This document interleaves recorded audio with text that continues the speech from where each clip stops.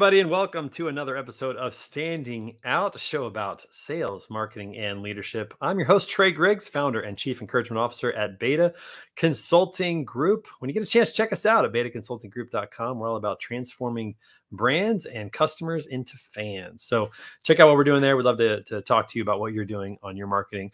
Also want to give a shout out to our friends over at Reads Across America Radio. If you're listening on Reads Across America, thank you so much. We appreciate it.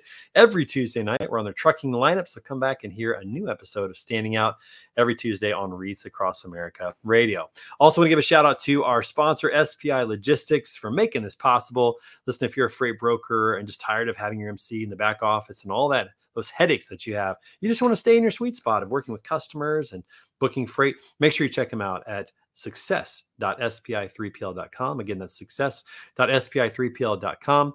They've got the technology, the systems, the back office support, everything that you need to succeed. And make sure you let them know that you heard about it right here on Standing Out. Also, don't forget the Broker Carrier Summit's coming up this fall. We just had the last one. We're going to have the next one in the Dallas-Fort Worth area. I believe it might be in Fort Worth.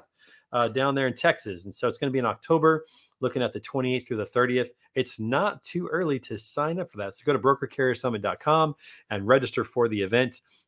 If you know an influencer, you can get a coupon code. I'm sure they'll give you one. Make sure you register for that. The coupon code for Beta is 10% off. Also, be sure to subscribe to our YouTube channel, Beta_podcast_network, the Beta Podcast Network, for all of our content, including every episode of Standing Out, Word on the Street, The Edge, and all the fun stuff that our team likes to put out there. Again, just go ahead and click on that subscribe button so you never miss out. All right, got a great guest today. Can't wait to bring him on the show and talk about his career. He's down in Southern California. Please welcome to the show the president and CFO of Motivational Fulfillment and Logistics Services, Tony Altman.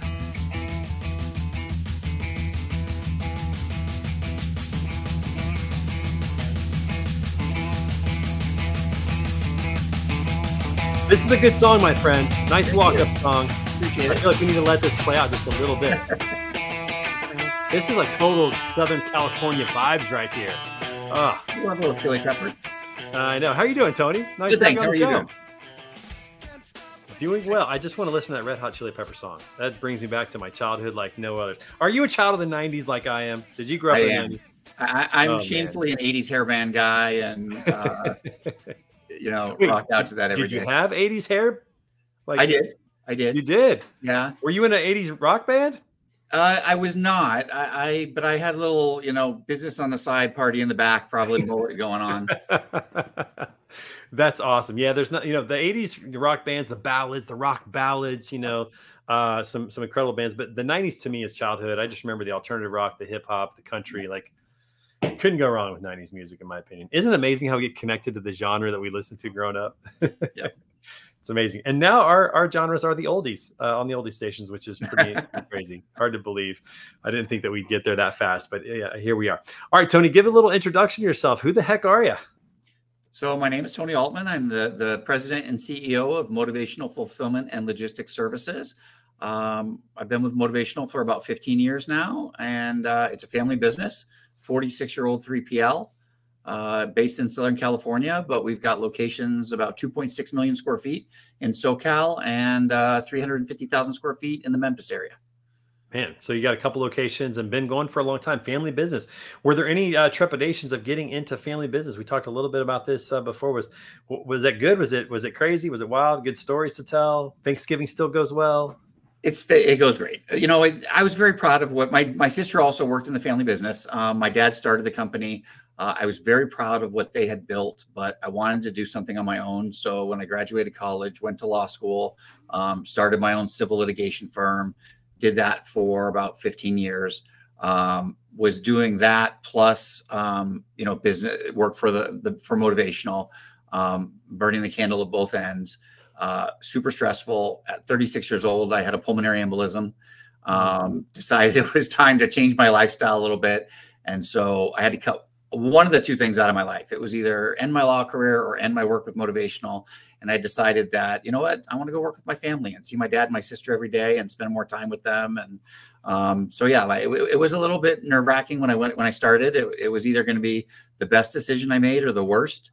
but it turned out to be the best. And it's amazing how an event like that can kind of put things in perspective a little bit differently. And that's pretty young to have an event like that happen. I'm sure that was kind of stood you up straight and said, wait, what are we doing here? What's happening here? So that's pretty wild. Well, before we get into any more about that, we're so happy to have you on the show today. We want to give you a little piece of swag to say thank you. Are you a coffee drinker or a water bottle kind of guy? Which one would you prefer? A water bottle, please. I've never had a cup of coffee in my life. What? You know what? I have never had a cup of coffee in my life either. And I never run into anybody else that has the same story. That's amazing. I always say I don't want it to stunt my growth. And I did turn out to be 6'7", so it seems to have worked. You're 6'7"? Okay, well then we need to change. I guess I need to put myself lower on that because I'm only 5'8". So if we were actually, I am a Diet Coke addict, so I call it the liquid crack. Me too.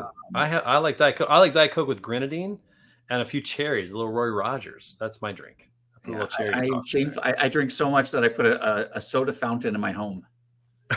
That's awesome to hear. Well, I don't run into too many people who have never had a cup of coffee like myself. My dad used to make his coffee in the mornings, and he had the Folgers Instant, whatever, stir it up and put it in the microwave.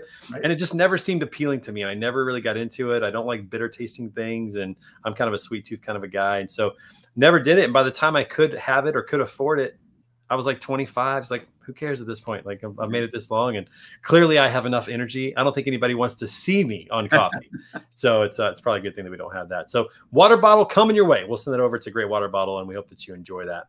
All right. Some fun facts about you I didn't know. Well, you did mention that your dad was a college baseball player. You have some athletic veins in the family. You played ice hockey. You played since you were 6, and you still play 2 to 3 times a week. Is that right? I do. So we're a hockey family. I play 3 times a week. My son played at Arizona State, and my younger son was a goalie kind of growing up, and, kind of on and off. He didn't play as seriously as my older son, but we're a hockey family for sure. Wow, that's cool. I'm just now getting into the St. Louis Blues. I grew up in Kansas City, no hockey team, but I've been in St. Louis for long enough now that I should be a fan. And it's such a fun sport, so fast. It's so fast. A lot of people complain about baseball, kind of a slow sport. Sometimes people feel the way about football a little bit. Man, you cannot say that about hockey. It is a really fast sport. Yeah, once you've been in person and you've watched a game, it's tough to watch other sports. My son used to play both baseball and hockey, and we'd be at hockey in the morning, and then we go watch baseball right after that, and it was a tough transition. I'm sure it was. But so you played. You're 6'7". You say, like, it's amazing to me how big some of the hockey players are that just float around the ice. Like, they're so skilled, so coordinated. You don't see that in a lot of other sports where guys with that kind of height have that kind of just skill and finesse and agility. It's pretty impressive. It's just a great way for me to kind of relieve stress and have a good time and stay in shape a little bit. Certainly not in a little bit. I like to say the shape that I'm in is round, but at least it gives me a little bit of exercise and keeps my cardio up a little bit. Yeah, and skating is not easy. I mean, it's not for the faint of heart. That's for sure. It's very athletic. I do have a question to ask you. I've wanted to ask a hockey person about this for a long time on the show, and here we are. So you know how in hockey games, a lot of times there are fights that break out, right? Uh-huh. And I've noticed in hockey that when 2 guys really want to go at it, they really just let them go for a little bit. Right. The referees will come by. Are they referees, officials? What are they called in hockey? Well, there's linesmen and referees. The referees call penalties. The linesmen call offsides and ice. Yep, zebra guys. The zebra guys. They kind of come around them, but they don't really get in the way until the fight's kind of over. Maybe somebody goes to the ground, or they've had enough, whatever it is. I always appreciated that. Here's what I wish that people would do. Like, I'm a baseball guy. You know how somebody charges the mound, both teams come out? Right. I wish just once they just let them go for a while, see what happens. Just if you really want this smoke.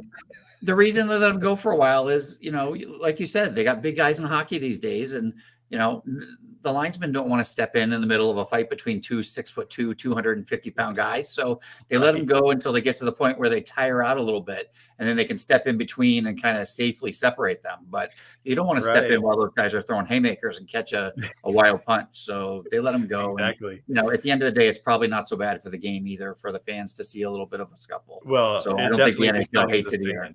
No, it's very exciting as a fan. I'm always hoping at least one good fight will break out during a game. It's just for fun. But here's my thought. If you're a hitter in baseball or a pitcher in baseball, it would either make you think twice about charging the mound if you get the snot beat out of you, or you think twice about hitting a player if you got the snot beat out of you as a pitcher. So I feel like it would kind of level things out. And I just think it'd be fun to watch him go. Just let him go for a while, and then separate them. But this whole team coming out, trying to, all right. That's my little pet peeve. I wish baseball fights were more like hockey. That's my thing. So, all right. Anyways, let's talk about your career. Let's talk about kind of, what's going on, your journey, from law into logistics. Was it as, I don't want to say simple, but was it that moment where you had the health condition that just made it clear? Had you been thinking about it for a while? I mean, burning the candle both ends is, it's hard. Yeah, I had been thinking about it. I mean, I've been around the business my whole life. Motivational was founded in 1977. I was born in 1971. So at the age of 6 or 7, I was running around the warehouse with my hockey stick and a tennis ball, shooting my tennis ball off the pallet. Yeah, you were. Probably when the days of OSHA were a little bit looser and you could, let kids run around the warehouse. But I've been around the business my whole life. So I kind of grew up in it. I knew some of the people that were there when I was 6 or 7 still work here today. So, I've been around it. I've worked the same thing that I do with my kids now. My sister did with her kids. My dad did with us, which is during summers, we worked in the warehouse. We worked in the office, we learned the business. We worked in every different position. So we've all unloaded containers and labeled cartons and, processed orders. We've all done pretty much every position in the company. So, I knew the business throughout, even though I wasn't working in it. And then as a lawyer, I was reviewing all the contracts. I was helping with vendor agreements. I was, working the trade shows to help out. I was still doing a lot within the business. And like I said, it was just a lot. My practice was growing. It was just time to make a decision. And there were external factors too, like my kids and the school district they were in and wanting to get them to a better school district and other things. It just made sense. And like I said, the overriding factor is, I could stay in the law and continue, being in a super high stressful situation, or I could go to work every day and see my dad and my sister and a lot of the people that I grew up with and, help customers to develop their businesses. And that just seemed like a much better path for me. What kind of law were you practicing before that? Were you litigating? Were you civil litigation? Yeah. Yeah. So you were in court, you were researching, you were like what I call the real law. I've got a friend who's a patent lawyer, and it sounds like it's pretty easy. Patent law. Look, there were certain aspects of the law I loved. I loved being in court. I loved the research and writing, but there were parts of it that were rough. I was dealing with people that were willing to do things that weren't super ethical. And I was the one acting ethically, but I couldn't sleep at night, having to deal with these people on a daily basis. So it was just causing me a ton of stress. That's an interesting thought. I'd never thought about that, about how it kind of impues their lack of ethical values to you, really, because you're having to be a part of this whole thing. Yeah. It was just stressing me out. And it got to the point where, again, I was running a successful practice. I was, we were living comfortably and happily, but I had the fork in the road and decided to go the way of the business instead of the law. Sounds like you made a good choice because you probably got a little time back and maybe a little more sanity and sleep better at night. It sounds like it might have been a good. Like I said, the time that I get to spend with my dad and my sister, I can never, that's just invaluable. I got my kids out to a better area and a better school district. I've enjoyed helping to build Motivational, the business. It's grown tremendously, in the 14, 15 years since I've been here. It's been a lot of fun. I really enjoy it. I enjoy our customers. So it really was a great choice. You might be one of the few people that came into transportation logistics full time and your life was less stressful. Most people exist to go the other way because it's a pretty stressful industry. But compared to what you were doing with law, it's probably a walk in the park at this point for you, which is exciting. Talk about you did every job in the business. You saw your dad do the job. What are some lessons you learned about leadership that have really helped you as you took over the company and are now leading it in a successful venture now? Yeah, I mean, a couple of things. First of all, my dad told us to, lead by example. Get out there and do it. Show everybody that you're willing to do it. Never ask anybody to do anything that you're not willing to do, yourself. And that's part of it. I've run the warehouse for months at a time on an overnight shift from 5 p.m. to 5 a.m. I'm a certified forklift driver. I've really worked in every area of the warehouse. And I think that, my coworkers appreciate the fact that I'm out there with them. And so, leading by example is important. Second, I've heard a lot of leaders talk about the people that work for them, which kind of makes me cringe. I don't have people that work for me. I have people that I work with. I have coworkers, you know, and I value those relationships, and I appreciate working with them to help, you know, build a business and service our customers. And so, you know, treating everybody with respect and treating everybody, you know, on equal footing is really important. And then third, he taught us to just be a yes company. Is, you know, service your customer. If your customer needs something, figure out how to deliver for them. Say yes, and then figure out how to deliver. But if you say yes, you better deliver. You know, for the first 45 years of our business, we never had a commercial division or a salesperson. It was just my dad, my sister, and myself. And we were getting our sales organically through referral, through current and former customers, through executives that, you know, left one of our companies that were with us and went to a new company and then brought that company to us. We were getting referrals directly from the retailers. And so we got that because of our service level. And so he always taught us that, look, if you're going to offer a service level, you better know that you can provide it and do a good job at it. Yeah, you know, your first point, to go back to that of you know, leading by example and not asking anyone to do something that you wouldn't do yourself, sounds like something straight out of the, you know, Michael Jordan Last Dance documentary, where he talked about that he was never going to ask his teammates to do something that he wasn't willing to do himself. And I think people really do respect that when they don't, you know, you're not just commanding them to do stuff, but you're doing it. I remember when I was a basketball coach, and I was young at this time, so I don't know if I could do this now, but I probably should try it. But when I was a young basketball coach, like 23, anytime our guys had to run, I ran with them. Yeah.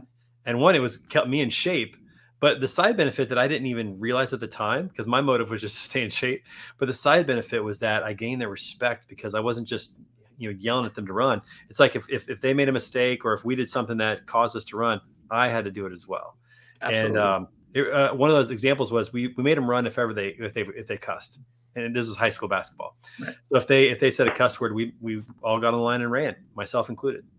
And so they started to feel bad about making me run, which kind of worked in our favor. But, you know, the idea is the same, that, man, if you're willing to get out there and drive a forklift, you know, work the overnight shift, do whatever needs to be done, and they know that you're not just, you know, pointing fingers and telling people what to do all the time, you get a different level of respect from the team that you work with and not for. And I think that's a really great point. And then when it comes to delivering for the customer, and that requires some extra hours or some weekends or some nights, and, you know, they know that you're willing to get out there and do it with them, then they're more likely to say, okay, I can do that, instead of saying, you know, gee, sorry, I can't make it. Or it motivates the team to work together to deliver, you know, the best product possible for the customer. Yeah, it's huge. It's huge. And now forklift, you're a certified forklift operator. Do you guys have any forklift competitions? Is there like some, like, you know, like Hunger Games of forklift or something, where you go out there and you see who can stack things the fastest, or do, I don't know, is there anything like that? No, we're not racing through the warehouse with forklifts or doing any kind of competition like that. You know, we do have incentives for working safely, for, you know, lack of injuries, for performance, things like that. But competition, you know, the faster you do things, the more injuries you have, the more damages you have, things like that. So we want everybody to work. Yeah, this is why I'm not in your position, because I think about stupid stuff like this. Like, this could be really fun. The motivational games, we're doing it this Saturday. Bring a helmet. Maybe do it offsite at someone else's warehouse. Yeah, there you go. Not at your own warehouse. Don't destroy anything. Oh, it's so funny. I love to hear that. But what are some of the, you know, when you think about having a successful business, what are some of the challenges that you've, you know, had to face that maybe you weren't ready for? What are some things that come to mind, and you know, how did you overcome some of those?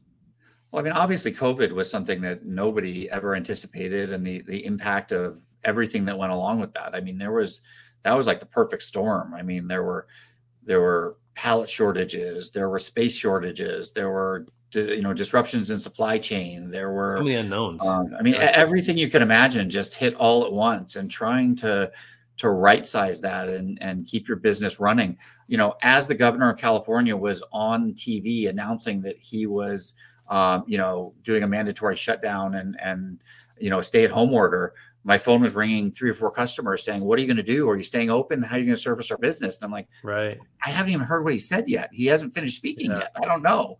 So being able to kind of pivot and figure that out and work through that situation, and, you know, because we service some customers that ship essential products, we were able to stay open throughout COVID and you know, implement some safety protocols, and you know, knock on wood, we were able to stay open throughout COVID without shutting down at all and service our customers. So definitely a challenge.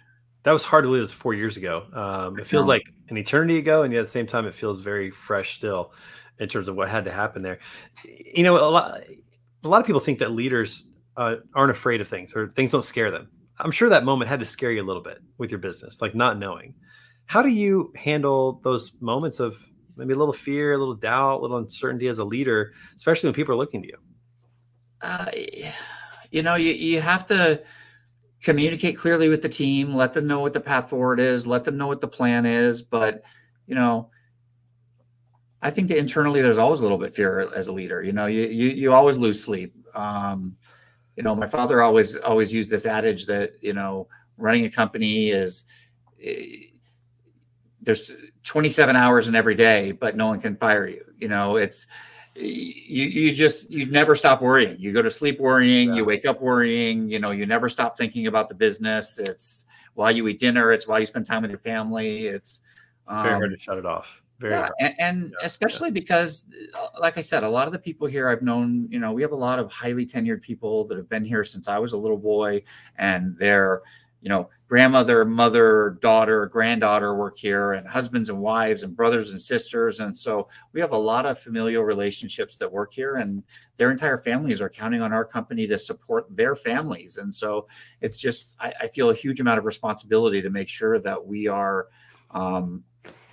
you know, maintaining the company and moving forward and providing a vehicle for them to support their families.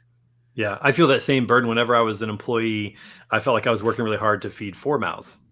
Yeah. And now as an entrepreneur, I feel like I work really hard to feed 15, 20 mouths. You know, like the burden just goes up just a little bit more. It's one that we gladly bear because it's an opportunity to provide, you know, great work, great service, opportunities for people. Like one of my greatest joys is providing an opportunity for our team members to excel and to learn new things and to grow and to dream a little bit, and to imagine and be creative and all those types of things, because I'm trying to provide what I always wish that somebody had done for me, like, you know, early on in my career, instead of having to spend 10 years figuring it out on my own and not really having any direction. So it is fun to be able to provide that, but it comes with a little extra, you know, stress and challenges. That's for sure. Now, you guys have something special going on. I learned this. I didn't know this, but you have, like, each of your major department heads and your warehouse supervisors have all been with the company for more than 20 years. Is that right? Yeah. So we believe exactly what you said, is providing people with opportunities to advance and to move on to better things. And so, you know, it was. But how do you get people to stick around for 20 plus years? I mean, that's a career. I mean, that's a long time. Again, to go back to my father, who likes to tell corny jokes, he always said that either people like working here or we've ruined them so badly they can't go anyplace else. No, but I mean, he always promoted that, was, you know, let's teach people, you know, new things and new skills and give them an opportunity to advance, and let's promote wherever we can from within.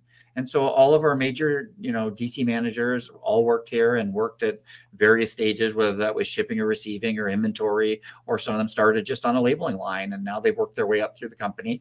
And now they're managing a DC. And, you know, most of the people here in the company have been here for a long time.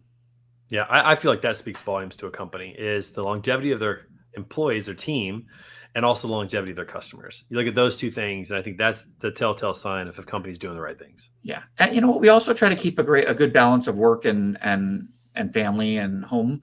So what we say is, look, get your work done, but if your kid has a you know, recital or a show at school, don't miss that. That's important. That only happens, you know, once. Don't miss it because you're here, you know, working. So try to do what you can, get some coverage, get your work done, but by all means, go to that show and do what you can. I mean, it's important that you may get to those family events. Those things matter more down the road than they do in the moment. I've learned as a dad, like, even though it's important in the moment and you don't want to miss it, when you look back and go, I'm glad I didn't miss that. You know, that feels so good. I'm sure that they are benefiting that. I think it was Bruce Arians, the coach of the Buccaneers, that told his staff, if they miss one of their kids' games, he's firing them. Right. Like that's a whole nother, level. A whole nother level. But the idea is sound. I mean, it's, you know, that's what we want too. We want everybody to get out of here and coach their kids Little League and see their games and do all that kind of stuff. you don't want them to go home at the end of the night and ask them how the game went and how they did. Right, exactly. I mean, I've had to travel a few times and my kids ride horses, and making a phone call and asking how was horseback riding tonight is one of the worst feelings, as opposed to getting to be there, watching her jump, seeing things progress, and talking about it on the ride home. It's a different feel for sure. So I can definitely appreciate that. All right, Tony, we have to have a little fun on the show. We always like to do that. So we're going to play a little game here. It's a trivia game. I think it's just called Trivia.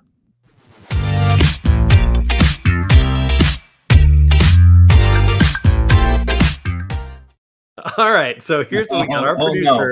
Our producer's put together some Gen Z slang, which Gen Z, those dates, I'm not even sure the dates of those, but it's definitely after us. We're Gen X. I'm a Gen Xer. You Gen Xer? Okay. We're Gen Xers. So some Gen Z slang, and we have to see if we can guess what this means.